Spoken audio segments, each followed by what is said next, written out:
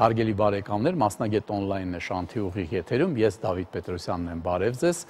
շուտով դուք կունենաք հնարավորություն զանգահարել հենց այստեղ եւ հարցեր տալ մասնագետին, ուղղակի այսօր ուզում եմ հատուկ նշել, որ նրանք, ովքեր երիտասարդ են եւ կարծում են, թե բժշկական հաղորդումը իրենց այդքան էլ հետաքրքիր պետք է չլինի, այսօր իրենք կսխալվեն, որովհետեւ այսօրվա հաղորդումը հետաքրքիր է ինչպես երիտասարդներին, այնպես էլ նախկին երիտասարդներին, ասեմ ինչու, քանի որ այս տաղավարում է մեր մասնագետը պլաստիկ եւ դիմացանոթային վիրաբույժ, բժշկական գիտությունների թեկնածու, Երևանի Պետական բժշկական համալսարանի դոցենտ Հայկ Ենոքյանը։ Բարև ձեզ, բժիշկ Ենոքյան։ Ողջույն։ Գիտեք, ես կուզենայի մի փոքր անդրադառնայի նրան, թե ինչպես են դառնում դիմացանոթային վիրաբույժ։ Գիտեք ինչ, իհարկե հասկանալի է, որ ստոմատոլոգիական ֆակուլտետի ավարտողների մի մասը ուզում են դառնան ոչ թե ստոմատոլոգներ, հենց, այլ իրանք ուզում են ավելի խորանան այդպես։ Ինչու եմ ես դա ասում։ Ձեր ճանապարհը դեպի պլաստիկ վիրաբուժություն եւ ստոմատոլոգիական բավականին եղավ յուրահատուկ։ Տեսեք, ավարտելով բուժֆակը, որը ես էլ եմ ավարտել, եւ ես շատ լավ հիշում եմ, թե մենք բուժֆակում սովորելուց եկեք առանց ուրեմն կեղծ ինչ որ համեստության ասենք, որ բուժֆակը միշտ եղել է ոնց որ բժշկականի էլիտան, ել չեմ ասում ռուսականը, հիմա տենց բան չկա։ Եվ ստոմատոլոգները շատ լավն էին, իրենք ընկեր էին եւ այլն, բայց պարզեր, որ իրանք հետո գնալու են ասես մի հատ նեղ ոլորտ եւ ել չեն երևա այնց լայն բժշկական այդ սֆերաներում։ Դրանից հետո դուք ավարտում եք բուժֆակը, դառնում եք ընդհանուր վիրաբույժ։ Դա մեծ ոլորտ է, ընդհանուր վիրաբուժություն, խոշոր վիրահատություններ, սկսած ոչ այնքան խոշորից, ասենք թե կույր աղիք, այդպես ենք ասում, ապենդեկտոմիա, վերջացած ստամոքսի աղիների վրա բանը։ Բայց ձեզ գայթակղում է դիմացանոթայինը եւ պլաստիկը։ Ինչի համար դուք մի հատ էլ ավարտեցիք ստոմատոլոգիական ֆակուլտետ, որը կարայիք չավարտեիք, իհարկե, էլի ամեն ինչ երևի նորմալ կլեր, բայց դուք գտաք, որ եթե որոշված է, որ պետք է լինի ստոմատոլոգիական կրթություն, դա պետք է ստանալ։ Այդ ամեն ինչից հետո դիմացանոթային վիրաբույժ, պլաստիկ վիրաբույժ, ինչպես եք դուք կարծում, դա ճիշտ ճանապարհ է գալ այս մասնագիտության, թե կարելի էր միանգամից ավարտել, գնալ կլինարդինատուրա համապատասխան, այդքան չտանջվել։ Ինչ տվեց ձեզ, ասածս, ինչ տվեց ձեզ ընդհանուր վիրաբուժության մեջ գտնվելը, ստոմատոլոգիայի մեջ խորանալը, ինչ որակ դուք ձեռք բերեցիք։ Պետք է նախ շնորհակալություն հայտնեմ նման հարցադրումի համար, որովհետև դա բավական հետաքրքիր եւ վիճահարույց մի հարց եք բարձրացնում։ Նախ սկսեմ մի հումորային այսպիսի արտահայտությունով, խնդրում եմ ստոմատոլոգներին մի նեղացրեք, թեկուզ այն պատճառը, որ իմ հայրը ստոմատոլոգիայի բավական լուրջ ներդրում է ունեցել ժամանակին եւ դե ոնց կարելի է, որ մենք լինելով բժիշկ մեկս մյուսի մասնագիտության վրա մի փոքր չկատակենք, դա հնարավոր բան չէ։ Եվ հիմա ձեր հարցին փորձեմ պատասխանել այսպես։ Նախ եւ առաջ ես ի սկզբանե որոշել էի, որ բժշկական ոլորտում պետք է ընտրեմ վիրաբուժության ուղին, քանի որ դա շատ արդյունավետ բուժական ուղի է եւ մենք կարողանում ենք բավական կարճ ժամկետում ստանալ դրական էֆեկտ բոլոր վիրաբուժական ուղղությունները ընդունելով։ Հիմա տեսեք, բուժական ֆակուլտետը մենք բոլորս գիտենք, որ դա հիմնական կրթական մի ուղին է, որը անցնում է ցանկացած բժիշկ, որը ուզում է դառնալ բժիշկ մասնագետ։ Եվ ավարտելով բուժական ֆակուլտետը շատ տարբեր մասնագիտություններ կարող են հետագայում ընտրել ապագա բժիշկները։ Իմ ընտրությունը կանգնել էր ընդհանուր վիրաբուժության վրա, որով ես շատ խանդավառված եւ առ այսօր մեծ սիրով եմ վերաբերվում այդ ուղղությանը եւ հիմնվելով իմ ուսուցիչների խորհուրդներին, Հովակիմյան Յուրի Տարսևիչին, լուսահոգի, Հայրապետյան պրոֆեսոր ակադեմիկին Ուռուցկաբան եւ մի շարք այլ հեղինակավոր մասնագետների, ես որոշեցի, որ նախ եւ առաջ պետք է ուսումնասիրել ընդհանուր վիրաբուժությունը։ Այո։ Դրանից հետո տեղի ունեցավ մի պահ, երբ ես պետք է ավելի նեղ ուղղություն ընտրեի եւ ինձ հետաքրքրում էր դեմքի վիրաբուժությունը։ Եվ նաև եղավ մի մասնագետ, ով ինձ խորհուրդ տվեց, որ դեմքի լուրջ ձևափոխում կատարելու համար նախ եւ առաջ պետք է հասկանալ ոսկրային համակարգը։ Սա միայն պլաստիկ վիրաբուժությամբ դժվար է ուսումնասիրել եւ ավելի խորը ուսումնասիրելու համար անհրաժեշտ է նաև ուսումնասիրել դիմածնոտային վիրաբուժությունը։ Ասեմ ձեզ, որ սա նորություն չի եւ քաղաքակիրթ աշխարհում դա լինի եվրոպական կրթական համակարգը, թե Միացյալ Նահանգների կրթական համակարգը հենց այսպես էլ կատարվում է։ Ցավոք հետ սովետյան տարածաշրջանում պետություններով սա բավական մի բաց նիշա է եղել, երբ դիմածնոտային վիրաբույժ դառնում էին ստոմատոլոգիական ֆակուլտետի շրջանավարտները, պլաստիկ վիրաբույժ դառնում էին բուժական ֆակուլտետի շրջանավարտները, թեև ասեմ, որ սովետական միության դարաշրջանում պլաստիկ վիրաբուժությանը այդքան էլ զարգացած չի եղել եւ նույն Հայաստանից գնում էին այլ երկրներ բացառիկ որպես երևույթ, ասենք քթի պլաստիկա կատարելու։ Եվ ասեմ ձեզ, որ այս երկար ճանապարհը, որը դուք հիշատակեցիք, նաև պայմանավորված էր նրանով, որ գիտեք, հարակից մասնագիտությունների տիրապետելը միայն օգտակար է լինում բժշկի ընդհանուր կրթական մակարդակը բարձրացնելու եւ հետագայում իրեն դիմող պացիենտների եւ հիվանդների բուժական process-ը կազմակերպելու համար։ Թեև ես դες ասեմ, որ ներկայումս Հայաստանի Հանրապետությունում փաստացի դիմածնոտային վիրաբույժ դառնալու համար կարելի է ավարտել եւ բուժական ֆակուլտետը եւ ստոմատոլոգիական ֆակուլտետը։ Հանդիսանալով արդեն մի վերջի տարիներին երկար ժամանակ բժիշկների վերապատրաստման ինստիտուտի Ավդալբեկյանի անվան, իսկ ներկայումս նաեւ Մխիթար Հերացի պետական բժշկական համալսարանի ամբիոնի դոցենտ, ինքս ակտիվ մասնակցություն ունեմ կրթական ծրագրերի մշակման, հաստատման, մեր ամբիոնում քննարկում ենք, դա հաստատում ենք եւ պետք է ասեմ, որ անկախ նրանից, թե մարդը ինչ ֆակուլտետ է ավարտում, եթե նա ընտրում է ինչ-որ մասնագիտություն, այդ մասնագիտությանը տիրապետելու եւ արտոնագիր ստանալու գործընթացը լինում է մեկը, այսինքն պետք է սովորել եւ բոլոր տեսանկյուններից։ Բժշկի ուսումը չի ավարտվում երբեք, դա մենք գիտենք, մենք միշտ էլ պետք է սովորենք, անկախ նրանից, թե արդեն որ տարիքն է եւ ինչքան է ստաժը։ Եկեք անցնենք բուն հարցին, մեր այսօրվա քննարկման, բժիշկ Ենոկյան։ Դե երբ որ ասում ենք պլաստիկ վիրաբուժություն գտնվելով Հայաստանում, երևի առաջերտին մենք հիշում ենք քիթը, որը մեր կանանց շատերին դուր չի գալի, իրենց քիթը։ Մեղավորը մենք ենք, հենց մենք, քանի որ մենք դրա վրա ուշադրություն ենք դարձնում եւ ինչ որ մի տեսակի քթի ձև կա, որը կանայք գտնում են, որ դա երևի տղամարդկանց դուր չի գա, իրանց էլ դրա պատճառով սկսում է դուր չգալ եւ իրենք ուզում են դա ուղղել։ Մենք ունենք նկարներ, եկեք նկարները դնենք ձեր արված, այսինքն այդ տեսակը, որը իրանց դուր չի եկել, դուք սարքել եք այնպիսինը, որը դուր է գալի, այստեղ ակնհայտ մենք տեսնում ենք, դուք կարող եք այնտեղ նայել իմ մեջքի հետևը գտնվողին, որ ավելի ձեզ հարմար լինի, կարող եք ասել, բժիշկ Ենոկյան, դա երբ որ դուք անում եք, միայն խոսքը գնում է այդ ինչ-որ այդ կուզը վերացնելու մասին, թե այդ պակը ավելի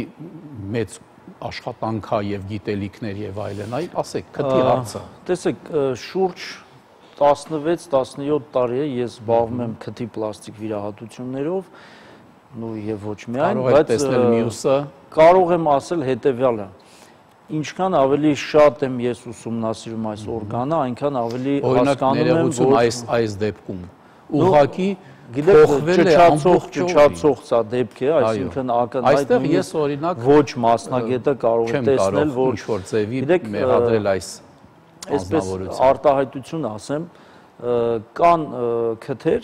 երբ ես ինքս ասում եմ, այս քիթը ուզում է վիրահատվել։ Այսինքն կան դեպքեր, որ իրոք դա պետք է։ Բժիշկ Ենոկյան, մի հարց։ Իհարկե դուք պլանավորում կատարում եք։ Ես գիտեմ, որ այս գործում գոյություն ունի պլանավորում, երբ որ դուք սկզբից ներկայացնում եք ինչ կա, եւ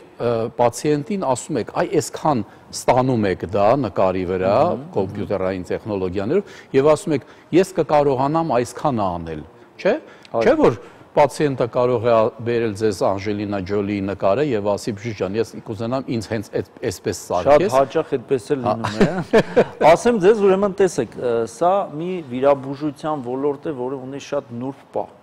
այսինքն հոգեբանական պահ։ Առաջի հարցը, երբ ես ուղղում եմ իմ պացիենտին, դա է ինչ եք ուզում, ինչն է ձեզ բերել ինձ մոտ, այսինքն ես ուզում եմ հասկանալ, հիվանդը պացիենտը ունի խնդիր առողջական, էսթետիկ բարելավման, թե սոցիալական ինչ-որ խնդիրներ լուծելու, ասենք ամուսնանալու կամ ուշադրություն գրավելու, հետո մասնագիտություններ կան, որոնք պահանջում են ուղղակի, նույն հեռուստատեսության ոլորտը կամ ասենք արվեստի ոլորտը, երբ մարդիկ շատ հաճախ ելույթ են ունենում բեմից, իհարկե դա պարտադիր է նույնիսկ, հա։ Եվ ապա ասեմ ձեզ, մոդելավորումը դա շատ հետաքրքիր եւ օգտակար մի երևույթ է, որը ես երկար տարիներ իմ պրակտիկայում կիրառում եմ եւ դա անգամ պրոտոկոլի մեջ է ներգրաված, այսինքն անհրաժեշտություն կա միջև վիրահատությունը։ Ցույց տվեք, այսա մյուս մեր թեման կլինի։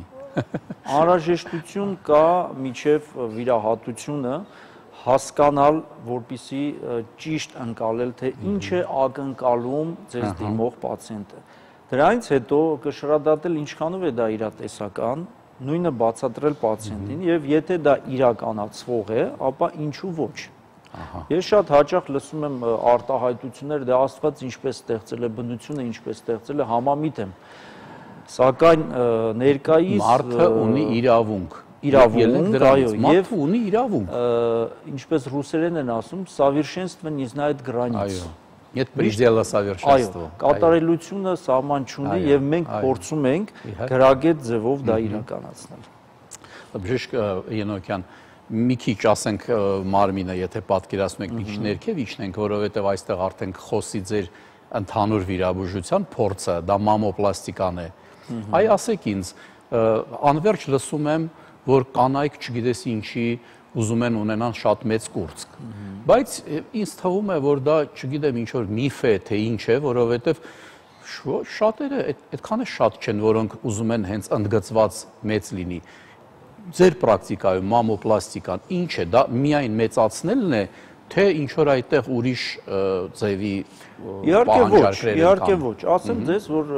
կրծքի աուգմենտացիոն պլաստիկան, այսինքն մեծացման վիրահատությունը, դա կարող եմ ասել, որ դա ամենահեշտ եւ պարզ վիրահատությունն է, որը մենք կատարում ենք։ Այս սա օրինակի վրա, տեսեք, սա հենց հակառակը։ Կին, որը դիմել է մեծ կրծքերի խնդրով եւ խնդրել է փոքրացնել կուրծքը։ Սա արդեն ռեդուկցիոն մամոպլաստիկան է, որը իդեպ ասեմ մեր հայկական պոպուլյացիայում ավելի հաճախ հանդիպող խնդիր է, այսինքն պարզվում է այսպես դե ֆակտո, որ ավելի հաճախ կանայք դիմում են կուրծքը փոքրացնելու համար, այլ ոչ թե մեծացնելու։ Այս դեպքը Այս դեպքը ես ձեզ ասեմ, սա բավական երիտասարդ 18 տարեկան աղջիկ էր, չծնդաբերած, նույնիսկ չամուսնացած եւ բնածին ասիմետրիա կար կրծքագեղձերի, այո։ Ես այստեղ կատարել եմ, եթե դա հիվանդություն չի, ճիշտ է։ Դա գիտեք ոնց, դա կարող է լինել հիվանդության դրսևորում։ Ասենք հիպոֆիզար պրոբլեմներով, հորմոնալ տարբեր պրոբլեմներով, դրա համար մենք այստեղ արդեն դիտարկում ենք ոչ թե որպես պացիենտ, այլ որպես հիվանդ պոտենցիալ, մենք հետազոտում ենք, էնդոկրինոլոգների հետ խորհրդակցում ենք եւ եթե չկա որևիցե արտահայտված պաթոլոգիա էնդոկրին համակարգում, կատարում ենք շտկողական պլաստիկա։ Տվյալ դեպքում դուք տեսաք։ Այսա մենք տեսնում ենք, որ երևի պետք է մեծացնել։ Սա գիտեք, ուրեմն ասեմ, շատ հետաքրքիր պացիենտ կա էր։ Նա սկզբից եկավ քթի պլաստիկայի համար, այս նկարում քիթը չկա պատկերված արտասահմանից, որից հետո 1.5 տարի հետո նաև դիմեց կրծքերը մեծացնելու համար, այ հենց տիպիկ կարծիք, որ ասում են բնությունը ինչպես ստեղծել է թողնեն։ Դուք ձեզ զգացիք որպես Պիգմալիոն, որովհետև բավականին աշխատել եք անձնավորության վրա։ Իհարկե։ Բժիշկ Ենոքյան, մենք մի փոքր ընդհատվենք, սիրելի բարեկամներ, գովազդն է, ես խնդրում եմ դուք ներող եղեք, գովազդից հետո մենք մի քիչ էլ կշարունակենք խոսել, որովհետև բժիշկ Ենոքյանը այնքան հետաքրքիր նյութերով է եկել այստեղ։ Ընթացքում ձեր զանգերը կընդունենք։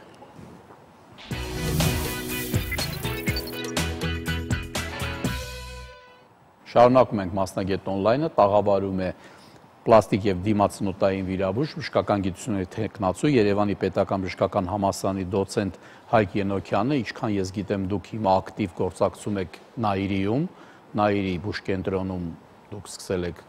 աշխատել, մենք գիտեինք, որ դուք Միքայելանում եք աշխատում, ինչեւ ես Նաիրին ուզում շեշտել, որովհետեւ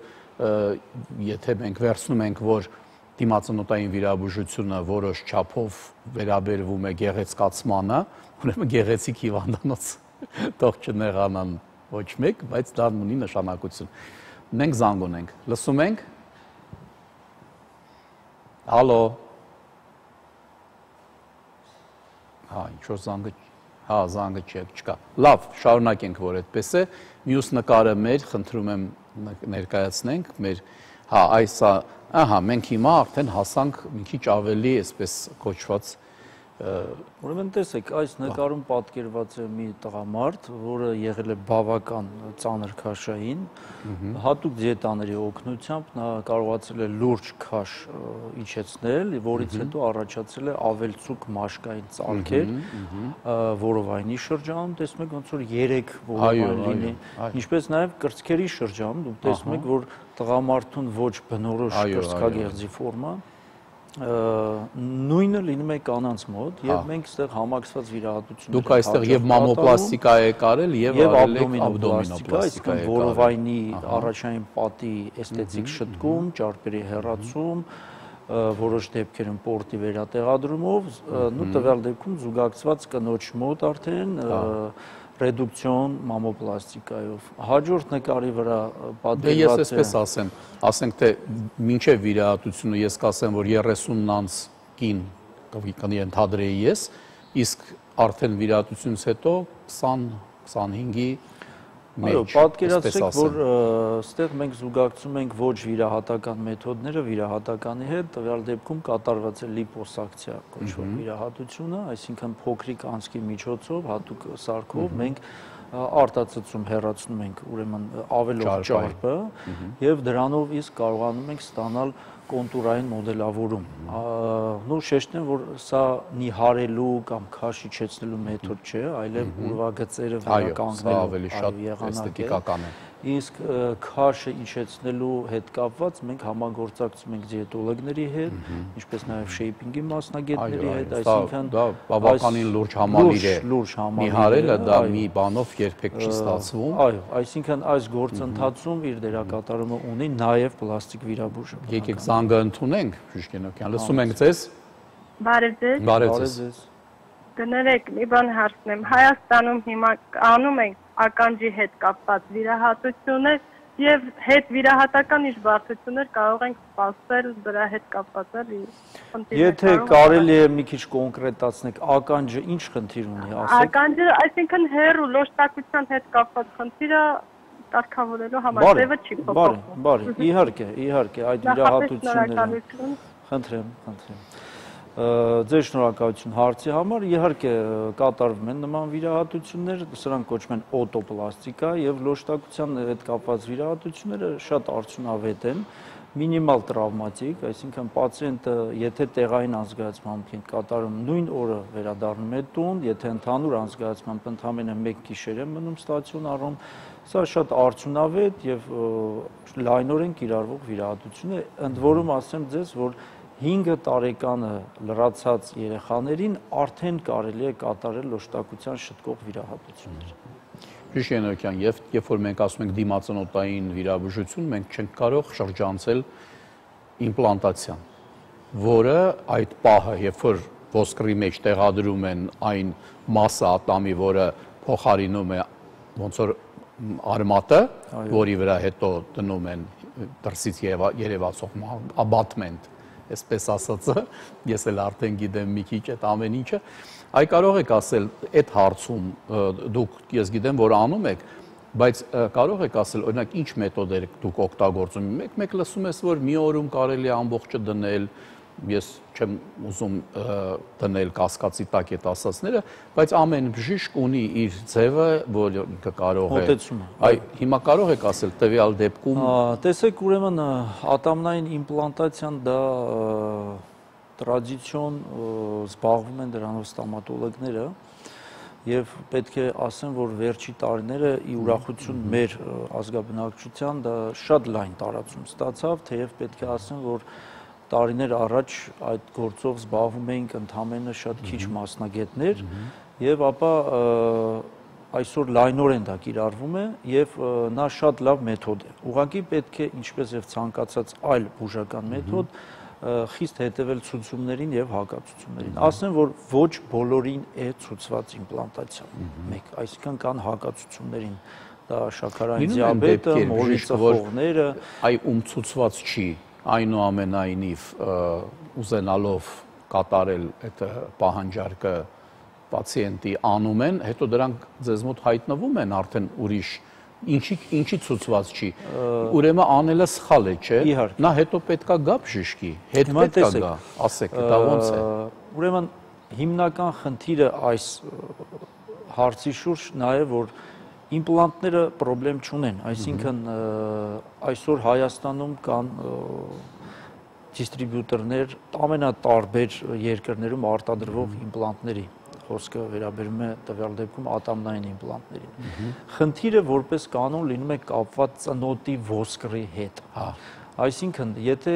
մարդու մոտ կա ծնոտի ոսկրի ատամնաբնային ելունի դեֆիցիտ, ուղղակի հրաշքի պես այն ինչ որ ես հիմա տեսնում եմ, հրաշքի պես մի բան է, որովհետև այս մարդը կմնար, այն առաջին նկարի պես կմնար այդ մարդը, չէ՞։ Իսկ տեսեք ինչ ձևի ատամնաշար նա ձեռք բերեց։ Ուրեմն էսթետիկ բժշկությունից երբ մենք խոսում ենք, այս ոլորտում նաև շատ մեծ դերակատարում ունի ժպիտը։ Ժպիտի մեջ ամենակարևոր դերը խաղում է իհարկե ատամնաշարը։ Այդ ձեր հարցին ի պատասխան հենց դրանից ելնելով ես նաև ուսումնասիրել եւ տիրապետել եմ այս ոլորտին։ Ունենք նաև սեփական ստեղծած պատենտավորված նաև իմպլանտացիոն համակարգեր եւ պետք է ասեմ, որ զուգակցելով շատ հանրաճանաչ արտադրողների արտադրանքը, իմպլանտները, ինչպես նաև մեր օրիգինալ մեթոդիկաները ոսկրի փոխպատվաստման, մենք կարողանում ենք օգնել այս մարդկանց նույնիսկ այն դեպքում, երբ որ կա ոսկրի դեֆիցիտ։ Այսինքն անհրաժեշտության դեպքում մենք ստեղծում ենք նոր ոսկր։ Ես տեսնում եմ ոնց որ դուք արել եք այդ կոչված սինուսպլաստիկա։ Այո։ Տեսեք, այստեղ ուրեմն ցուցադրված է ծնոտի մեջ տեղադրված իմպլանտ, բայց քանի որ եղել է ոսկրային դեֆիցիտ, մենք կատարել ենք աուգմենտացիա, այսինքն տվյալ դեպքում հայմորյան ծոցի հատակի բարձրացում, այսպես կոչված սինուս լիֆտ, եւ միաժամանակյա իմպլանտացիա։ Ու սա սխեմատիկ է պատկերված, իհարկե։ Եկեք զանգ ընդունենք, էլի խնդրում եմ։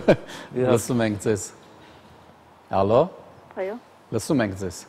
Բարև ձեզ։ Այո, բարև ձեզ։ Ես շատ ուրախ եմ տեսնել մեկ անգամ եւս բժիշկ ջան, ճիշտ անունս չեմ ուզում ասեմ։ Իմ աղջիկը ապրում է Լոնդոնում։ Ինքը լսել էր ձեր մասին, եկավ, վիրահատվեց քիթը եւ ծնոտը եւ հիմա շատ երջանիկ է եւ ուրախ։ Բայց ես տեսնում եմ նաեւ բացի դեմքից դուք կատարում եք որովայնի կրծքերի վիրահատություն, կուզենայի իմանալ վերջույթների վիրահատություն անում եք թե չէ։ Այսինքն ոտքերի ծուռության էսթետիկայով զբաղվում եք։ Ուրեմն տեսեք, ասեմ ձեզ, ոտքերը, դա գեղեցիկ ոտքերը, դա միանշանակ մեծ գրավական է կանանց համար եւ ապա այո, նման հարցերով մեզ նույնպես դիմում են։ Ինչ վերաբերում է լիպոսակցիային, այսինքն ճարպերի հեռացմանը, դա նույնպես կատարում ենք, իմպլանտների տեղադրումներ ոտքերի շրջանում, սուրալ եւ մնացած հատվածների։ Բայց եթե խոսքը վերաբերվում է ոտքերի երկարության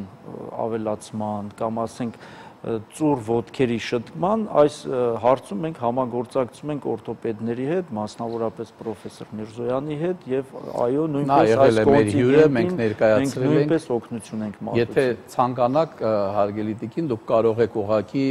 շանթի կայքում գտնել այդ հաղորդումը, որը հենց վերաբերում էր զուտ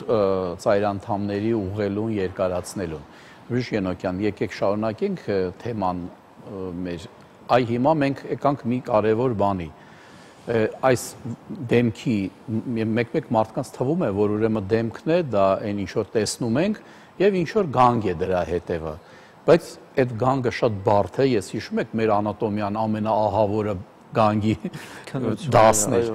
որ կան, այսպես ասած, խոռոչներ։ Մենք դրան ասում ենք սինուսներ։ Այդ սինուսները փակ են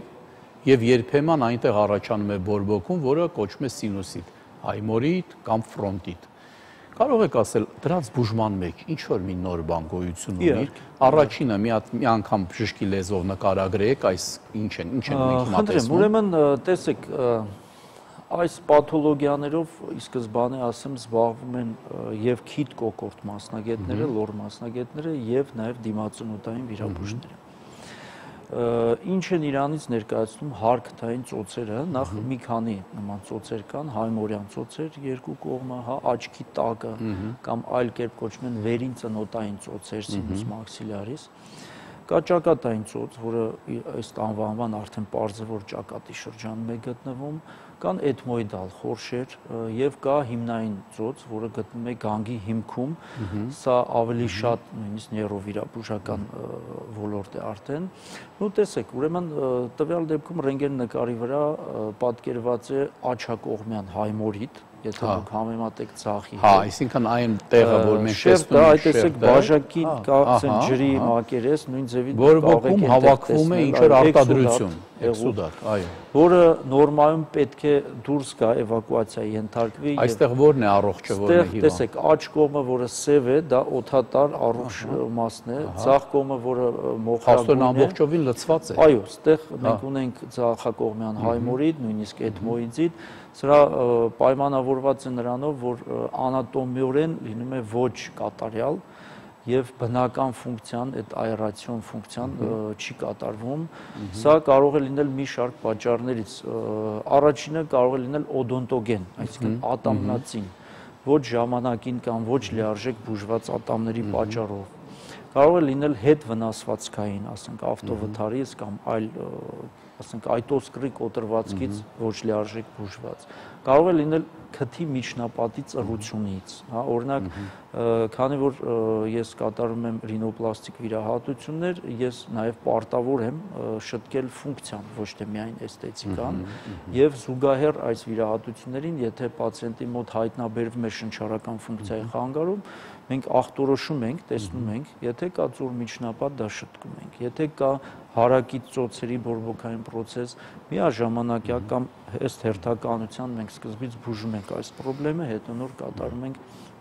պլաստիկ վիրահատություն։ Զանգը ընդունենք, լսում ենք ձեզ։ Ահա, բարև ձեզ։ Բարև ձեզ։ Տեսեք, կանայք են ձեզ զանգում հիմնականում։ Լսում ենք։ Ես գիտեմ, որ ասենք գարնանը քթի վիրահատությունը ամենալավ ժամանակաշրջանն է։ Ես ունեմ միջնապատի խնդիր։ Այո։ Բայց ունեմ նաև գարնան ալերգիա։ Արդյոք այս շրջանը ինձ համար մատչելի չէ, մնալ երևի աշնան։ Չգիտեմ, կարող եք պատասխանել իմ հարցին։ Շնորհակալություն հարցի համար, փորձեմ պատասխանել։ Ուրեմն տեսեք, այդ հարցը հաճախ են ուղղում տարվա որ եղանակին կարելի է կատարել վիրահատություններ։ Ну, ես հենց սկզբից ասեմ, որ ամբողջ տարին մենք կատարում ենք նման վիրահատություններ, սակայն շատ ցուրտ ժամանակ, երբ գրիպի էպիդեմիա է առկա, եւ շատ շոկ ժամանակ, երբ բավական բարձր ջերմաստիճան կա մեր Հայաստանի Հանրապետությունում, ցանկալի չէ այդ շրջանում, հա, ինչ վերաբերվում է ալերգիաներին։ Ուրեմն շնչառական օրգանը, քիթը ուղղակիորեն կապ ունի ալերգիկ պրոցեսների հետ եւ շատ հաճախ նաեւ բրոնխիալ ասթմայի հետ եւ դրա համար մենք կատարում ենք համալիր հետազոտություններ, հայտնաբերում ենք բուն պատճառը դժվարաշնչության եւ ալերգիայի եւ ապա համալիր բուժում ենք կատարում։ Ասեմ ձեզ, որ այս շրջանը, երբ գարունը անցնում է աշնան, բավական բարեհաջող շրջաններ նման վիրահատություններ կատարելու։ Թեև նորից շեշտեմ, որ տարվա եղանակը ուղղակի կապ չունի այս ամենի հետ։ Հետո գիտեք ինչ մտածեցի, եթե այդ ալերգիան ինքը անամնեզում կա, բայց այդ պահին չկա, հո միշտ չի դա, չէ՞։ Ընդհակառակը երևի միջնապատը պետք է ուղղել, վերականգնել քթով շնչելու այդ ուղիները, որ որտեվ եթե հետագայում նման մարդու մոտ sense թե հենց ալերգիան լինի, ընդհանրապես չի կարողանում շնչել, որտեվ առանց էլ նեղացած է, չէ, մի փոքր այտուց երկու կողմից փակվում է, այսինքն ընդհակառակը ցուցված է, որ արվի։ Ուղղակի երևի բժիշկը պետք է ընտրի այն պահը, որ այդ ալերգիան չկա։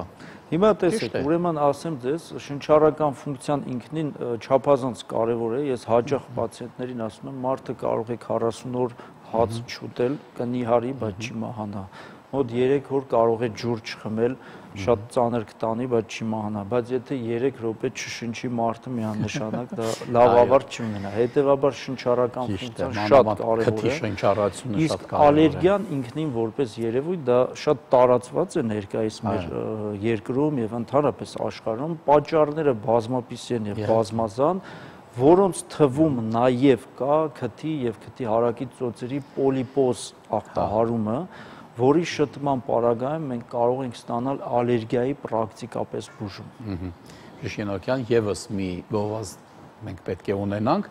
Գովազդից հետո, սիրելի բարեկամներ, մենք մի հետաքրքիր նյութ ունենք, դա անիմացիա է, որը բոլորս հետաքրքրությամբ կդիտենք, դրա համար հեռու մի գնացեք, մնացեք մեզ հետ։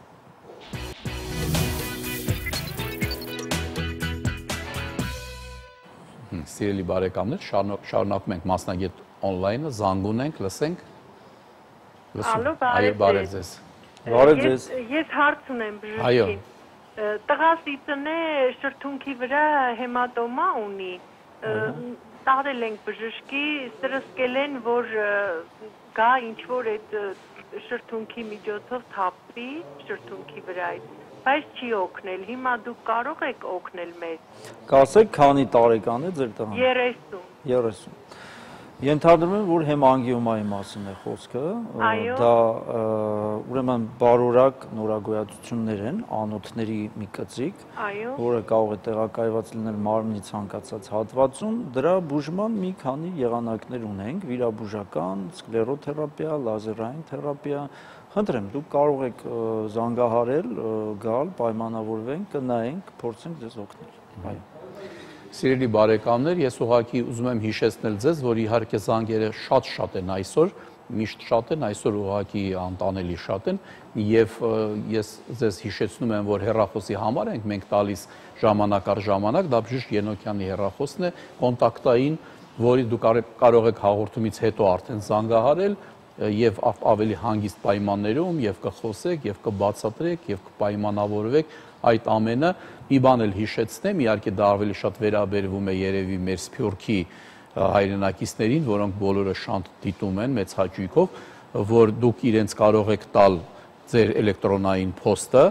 որի միջոցով իրանք արդեն ավելի հանգամանորեն կգրեն, կարող են նկար ուղարկել, կարող եք դուք պայմանավորել, ինչու եմ ասում, պատկերացրեք, եթե Սփյուռքը եկավ Հայաստան իր գործերով եւ նոր որոշեց դիմի բժշկի, դա նշանակում է, որ բավականին ճանապարհ ունի մինչև հասկանան ինչ է, մինչև ոնց է, հետազոտեն եւ այլն։ Իսկ դուք պատկերացրեք, որ եթե գա ինչ-որ մեկը, որ դուք արդեն գիտեք, որ ինքը գալու է, ով է գալու, գիտեք ինչ խնդրով է գալու, ու շատ կկարճացնի իր։ Ասեմ ձեզ, որ այդ պրակտիկան արդեն բավական վաղուց մենք ունենք։ Այսօրվա էլեկտրոնային կապի միջոցները ակտիվորեն կիրառվում են եւ վեբ կայքերի միջոցով են մեզ մասին իմանում, Viber, Skype, WhatsApp եւ այլն։ Եվ հենց այդպես էլ արվում է։ Ուրեմն ասեմ ձեզ, որ միջև գալը մենք կոնսուլտացիա ենք կատարում մեր արտասահմանից եկող հաճախորդներին, հետազոտության արդյունքներն ենք նայում, անգամ ֆոտոմոդելավորում ենք կատարում, այսինքն պացիենտը գալու պարագայում նա ուղղակիորեն գալիս եւ մի անգամից բուժական process-ին է անցնում։ Ասենք, որ այն ինչ որ դուք անում եք այստեղ եւ շատ լավ, շատ թանկ է արտասահմանում, ուղղակի համեմատելու չի, այսպես ասենք, շատերը չունեն ապահովագրություն կամ ապահովագրությունը չի փակում նման տեսակի ուրեմն այդ էսթետիկական լավացումները, որ մարդիկ ուզում են ունենան, եւ գալով այստեղ եւ այդ ամեն ինչը անցնելով նրանք չեն կորցնում բացարձակ որակի մեջ եւ ուղղակի ունեն հնարավորություն անելու։ Մարդկա որ հնարավորություն չունի, ճիշտ է, այդպես ասենք։ Ցավոք։ Շիշենոքյան զանգ ունենք, լսում ենք։ Ալո։ Ալո։ Այո։ Բարև ձեզ։ Բարև ձեզ։ Ես ողջունում եմ ձեր հաղորդաշարը։ Շնորհակալություն։ Mən Kamiluzman Brişkenokyanın artısı uğur. Brişcanlarımı 15 տարի առաջ օստեոսինթեզ է կատարվել ինձ մոտ։ Այո։ Ստորին ծնոտի ներքևի մասից կոտրված կա, ասինքն վիրահատության ժամանակ երկաթային ինչ-որ մաս կա, հա, ինչ-որ մասով են դա ամրացրել։ Այո։ Հիմա խնդիրը հետևյալն է, հնարավոր է արդյոք այդ երկաթը հանել բնասիկով այդ մոտ 10 սանտիմ երկաթամ սպին վերացնել եւ ամենակարևորը վիրահատության ժամանակ նյարդերի, ասենք խոսելու ընթացքում զգացվում է նյարդերի վնասված տվրածություն միջազգային չի անցնում եւ դա հնարավոր է ուժել եւ այդ նյարդային վնասվածքները վերականգնել, քանի որ դա նաև կյանքի որակի վրա է ազդում եւ խոսելիս բերանից դրություն եւ լրիվ չի քաշում այդ հատվածը, այսինքն վիրահատության ոչ ճիշտ կատարելու հետևանքներ կարելի է աստուգաշտով վերացնել եւ հասնել արդյունքի։ Շնորհակալություն։ Ձեզ շնորհակալություն, ասեմ հետեւյալը, ուրեմն ծնոտների կոտրվածքների հետ կապված բազմատեսակ վիրահատություններ կան, հիմնականում դա օստեոսինթեզն է, որը կատարվում է լարի կամ մետաղական թիթեղի եւ պտուտական մեխի օգնությամբ։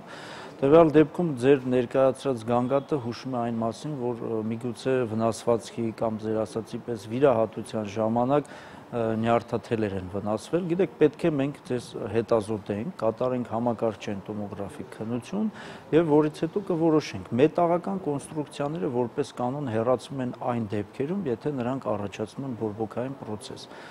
Այլ պարագայում դրանց հեռացնելու խիստ անհրաժեշտություն որպես կանոն չի լինում։ Խնդրեմ, դուք կարող եք այցելել մեզ, մենք կհետազոտենք, բոլոր ձեր նախկինում կատարված նկարները կխնդրեմ ձեզ հետ նույնպես բերեք եւ փորձենք ձեզ օգնել։ Բրիշկենոկյան, եկեք մենք դիտենք մի հատ անիմացիան, որը նույնպես այդ սինուսիտները, այ հիմա դուք կարող եք ասել ինչ ենք մենք տեսնում։ Ու մենք տեսնում ենք սխեմատիկ մարդու դեմքը տարբեր կողմերից, տվյալ դեպքում քթային ծոցերն են պատկերված է անիմացիոն օդոնտոգեն, այսինքն ատամնածին հայմորիտի առաջացման հնարավորությունը, տեսեք, օրինակ ստոմատոլոգները լիցք են կատարում, այո, որը բավական հաճախ հանդիպող երևույթ է, որ արմատները գտնվում են հայմորյան ծոցի մեջ եւ այդ պլոմբանյութը ածնում է արմատից, անգամ նույնիսկ աչքի հատակի տակ կարող է հայտնվել այդ պլոմբանյութը, որը մենք հեշտությամբ հայտնաբերում ենք համապատասխան հետազոտության ժամանակ եւ ապա բնականաբար որ օտար մարմնի գտնվել այս ծոցի մեջ առաջացնում է քրոնիկական սինուսիտ իր ուղեկցվող սիմպտոմներով, դա գլխացավ, քթից արտադրություն, ջերմություն, աշխատունակության անկում եւ այլն։ Նո սխեմատիկ տեսնում եք ինչպես է փակվում բնական անցքերը քթի հարակի ծոցերի եւ քթի միջև գտնվող եւ ապա մենք տեսնում ենք ինչպիսի գանգատներ կարող են լինել, օրինակ գլխացավ։ Գլխացավի շատ պատճառներ կան, բայց սա պատճառներից մեկն է եւ ապա օրինակ կռանալուց, ինչ-որ ծանրություն բարձրացնելուց առաջանում է գլխացավ, հետո համապատասխան այլ մասնագետներ հետազոտում են նևրոպաթոլոգ, ասենք թե, հա, աչքի բժիշկ եւ այլն, թերապևտներ, փորձում են հասկանալ, թե պատճառը որտեղից է, բայց վերջում պարզվում է, որ ասենք ժամանակին ոչ ճիշտ բուժված սինուսիտի պատճառով միգուցե նաև յատրոգեն, այսինքն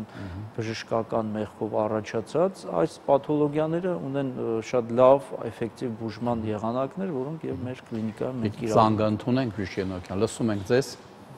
Здравствуйте. Добрый день. У моей сестры под глазами и над глазами большие мешки. И она болеет гепатитом Б. И ей 64 года. Ей можно сделать операцию или нет? Убрать мешки. Да, ну спасибо за вопрос. Ну смотрите, гепатит Б это инфекционное заболевание. Мы всех пациентов... Синхрон թարգմանեմ։ Հեպատիտ B-ն դա ինֆեկցիոն հիվանդություն է։ Այո, и в данном случае фактически,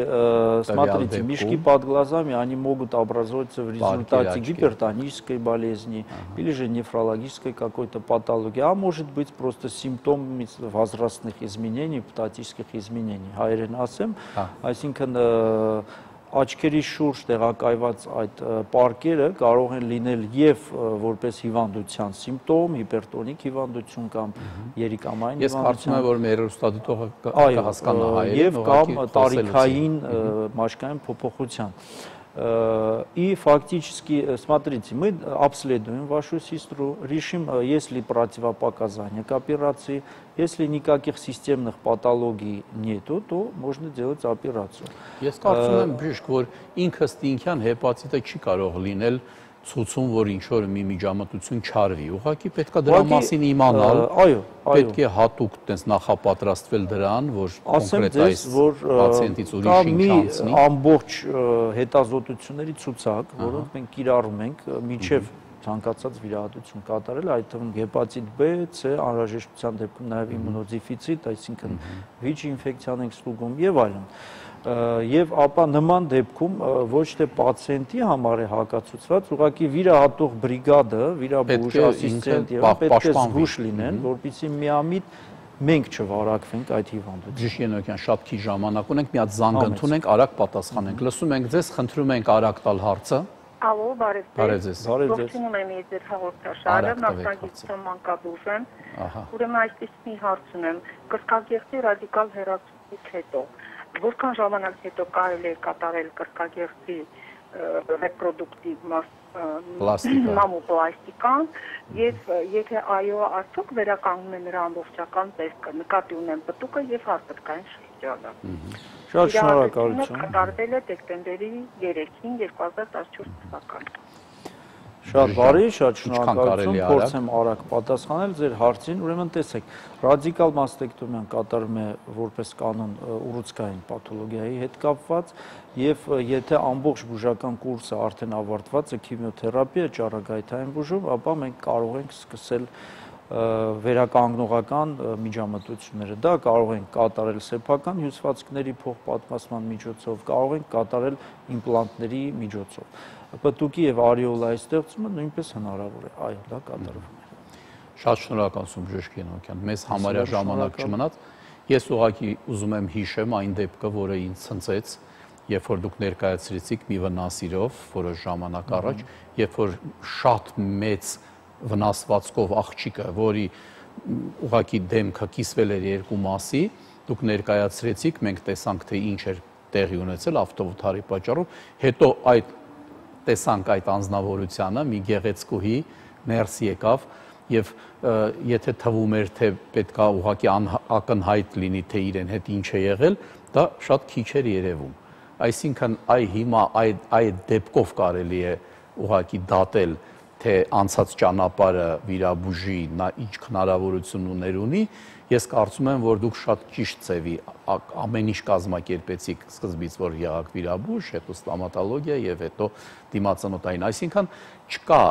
խնդիր, որի մեջ դուք չկարողանաք դա Չէ, խնդիրներ կան, որոնցով բնականաբար ես չեմ զբաղվում, որը իմ պրոֆիլով չէ, թեև պետք է ասեմ, որ դեպքը, որը դուք հիշատակեցիք,